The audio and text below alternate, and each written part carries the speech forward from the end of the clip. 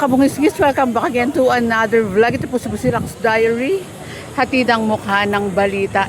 Nandito po tayo ngayon sa may kartilyang ng Katipunan.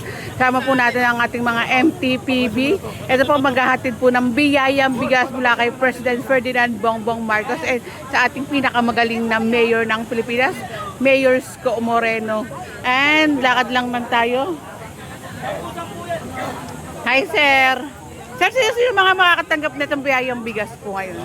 Toda po. Mga toda. Salamat po. Shout out kay sir.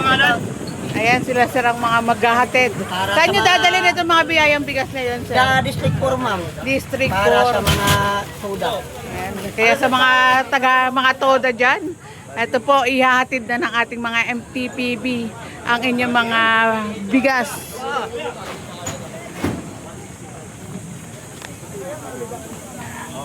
At abang-abang na lang kayo sa ating mga kababayan.